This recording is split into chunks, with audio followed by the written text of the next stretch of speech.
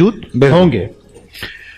دوسری بات یہ ہے کہ یہ جو چیز جس پر آج آپ نے بہت خوبصورت بات کی، اس ٹاپک کو چھیڑا، اس کی کلیوں کو کھولا، عقدوں کو کھولا، اس کے متعلق اگر میں آقا دو عالم اللہ کے پیارے حبیب دکھی دلوں کے طبیب جناب رسول اللہ صلی اللہ علیہ وسلم کا ایک ہی فرمان علی شان پڑھوں تو میرے خیال میں ساری بات آپ کو سمجھ آ جائے گی۔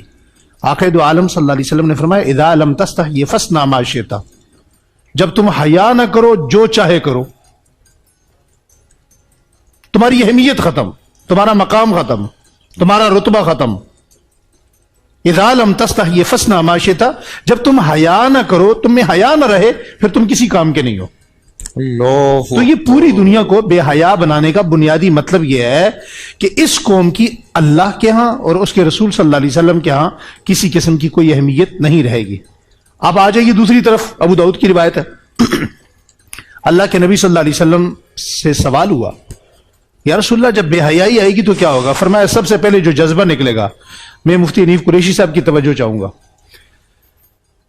سب سے پہلے جب بے حیائی آئے گی تو کیا ہوگا؟ فرمایا حضور نے یہ نہیں فرمایا کہ وہ بندہ نماز چھوڑے گا، وہ روزہ چھوڑے گا، وہ فلاں چھوڑے گا، وہ افطاری چھوڑے گا، وہ چرس پیے گا، وہ پاؤڈر پیے گا، وہ فلاں کرے گا، نہیں، حضور نے فرمایا جس قوم میں بے حیائی گئے گی وہ جہاد چھوڑے گا۔ اللہ، اس سے اگلا جملہ ابو داؤد ہی کی روایت ہے، نبی کریم علیہ الصلوۃ والتسلیم نے کیا فرمایا؟ جب میری قوم، میری امت جہاد چھوڑے گی تو یہ وہ وقت تھا، حضرت ابو موسیٰ اشعری فرماتے ہیں کہ جس وقت آقا دو عالم صلی اللہ علیہ وسلم یہ بات جناب صدیق اکبر سے فرما رہے ہیں، اس وقت میں دیکھ رہا ہوں کہ نبوت کی آنکھوں میں آنسو ہیں، اور وہ آنسو نبوت کی داڑھی سے نکل کر آپ کے کرتے مبارک پر، آپ کے بشت مبارک پر آ گئے۔ سیدنا صدیق اکبر نے گھٹنے پہ ہاتھ رکھا، فرمایا یا رسول اللہ صلی اللہ علیہ وسلم کوئی زیادہ پریشانی والی بات ہے؟ فرمایا ابو بکر یہ وہ وقت ہوگا کہ جب میری قوم بے حیائی کو اختیار کرے گی اور پھر اس سے جذبہ جہاد نکلے گا، پھر ذلت کو اللہ جل شانہ اس قوم پر مسلط فرما دیں گے۔ اذا ترکتم الجہاد فسلط اللہ علیہم الذلہ۔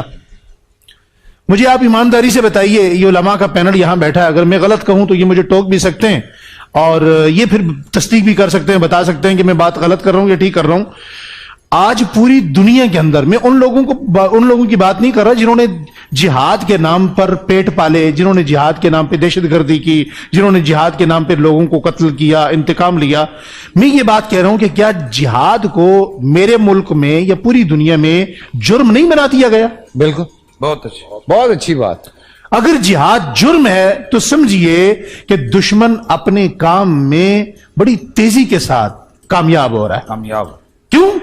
وہ جس طرح ابھی قریشی صاحب نے ایک حوالہ دیا نا جی قریظہ کا، الیہود والنصارى من جزیرۃ العرب، حضور نے فرمایا ان کو نکالنا ہے۔ نکالا کس نے؟ عمر نے۔ نکالا کس نے؟ جناب علی المرتضیٰ نے۔ حضرت عمر رضی اللہ تعالیٰ نے فلسطین میں مسجد اقصی میں کھڑے ہو کر کہا تمہارا یہ کیا کام، چابی دو، کھسکو، نکلو۔ وہ آج تک نہیں بھولے۔ اس کی ایک چھوٹی سی ایگزامپل دوں، ہمارے سیالکوٹ چونکہ بزنس کی منٹی ہے نا، سیالکوٹ میں ہمارے ایک دوست ہیں، انہوں نے فیکٹری بنائی، فیکٹری کے اندر وہ مسجد بنانے لگے تو انہیں پتہ نہیں تھا کہ یہ جو بندہ فرانس کے ویزے پر، فرانس کے پاسپورٹ پر ہمارے پاس آیا ہے، یہ بندہ فرانس کا نہیں ہے، یہ کہیں اور کا ہے۔ اب اس کے پاس جتنی بک اس نے منگوائیں یا اس کے پاس موجود پڑی ہوئی تھی، وہ دو شخصیات کا مطالعہ کرتا رہا، ایک حضرت عمر کا، ایک حضرت علی کا۔ مسلمان نہیں ہے، یہودی ہے، ٹھیک ہے۔ اب اس قوم کو صرف دو باتیں آپ اپنے پینل سے سمجھا دیں، بے حیائی چھوڑو گے جذبہ جہاد آئے گا، واہ واہ واہ، ورنہ یہ وہ قوم ہے کہ امام مہدی ابھی آ جائیں، اسی سیکنڈ، اسی رمضان میں آ جائیں، یہ قوم امام مہدی کا ساتھ نہیں دے گی، زبردست، یہ قوم کہیں اور کھڑی ہوگی۔ صحیح بات۔ یہ رنگینیوں والی قوم ہے، یہ رنگین پسند قوم ہے، یہ بے حیائی پسند قوم ہے، یہ فحاشی پسند قوم ہے، یہ تقوی پسند قوم نہیں ہے۔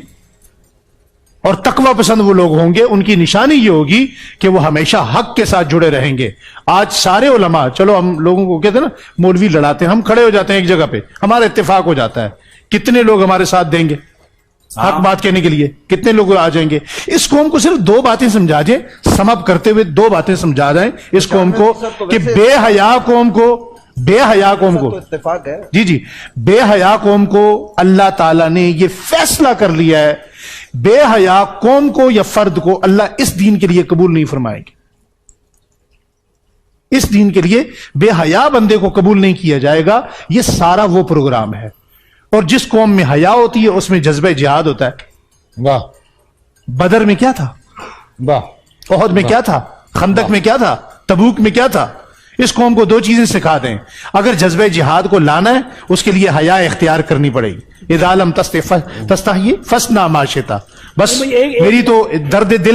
میرا درد دل تو صرف اتنا ہی ہے، یہ قوم پلٹ کے واپس محمد مصطفیٰ کے قدموں پہ آ جائے۔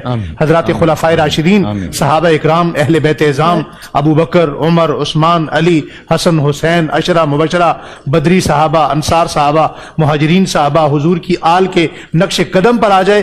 اس کے علاوہ اس قوم کے پاس بچنے کا کوئی راستہ بچا ہی نہیں۔ ایک مجھے شیخ صاحب کی بات کو اضافہ کرتے ہوئے کہوں گا، جب پیرس پیرس سلنڈر ہو گیا نا ہٹلر کے سامنے بغیر لڑائی کے، تو ڈیگال اس وقت پیرس چھوڑ کے الجزائر جا چکے تھے، وہاں اس نے حکومت قائم کی۔ اس سے پوچھا کیا ہوا، پیرس ایسے کیسے زیر ہو گیا؟ ہمیں بے حیائی نے مارا۔ پیرس ایسے سرنڈر ہو گیا، بالکل کیوں سرنڈر ہو گیا؟ کہ بے حیائی کی وجہ سے۔ تو جو مولانا نے بات کہی بالکل صحیح ہے۔ ہاں نہیں یہ تو بالکل آپ یہ دیکھیں نا، آج پورے ملک میں آخری بات کر رہا ہوں، شاید میرا وقت نہیں ہے، معذرت کے ساتھ، چونکہ بریک لیتے ہیں ہمارے یہاں، بریک کی عادت ہو گئی ہے، اینڈ کرنا ہے جی شیخی صاحب کے ساتھ۔ جی تو ہمارے ہاں دیکھیں پوری دنیا کے اندر، مجھے بھی کئی ممالک میں جانے کا اتفاق ہوا، پوری دنیا میں سب سے سستا کال ریٹ پاکستان میں ہے۔ بھئی کیلے 600 روپے ہیں، موبائل پیکج جو ہے نا وہ 10 روپے میں، کیوں؟ اب رات کو کسی بوڑھے نے میسج تھوڑے کرنا ہے، نائٹ پیکج فری ہے، دن کے پیکج کا پیسے لے رہی ہیں کمپنیاں، کیوں؟ ان کو پتا ہے کہ قوم بے حیا بنے گی تو اپنے دین سے ہٹے گی۔ واہ واہ واہ۔ میں سب سے پہلے تو مفتی ابو محمد صاحب کا واقعی شکر گزار ہوں دل کی گہرائیوں سے۔ آج انہوں نے یہ جو ابھی گفتگو کی ہے نا، دل جیتا ہے، اور بہت خوبصورت گفتگو کی ہے، اور دل کے اندر کے جو جذبات ہیں وہ انہوں نے ظاہر کیے اور سب تک پہنچائے ہیں۔ اور اسی طرح سے بات میں صرف بریکٹ لگا رہا ہوں، یہ ایسی گفتگو فرما رہے ہیں۔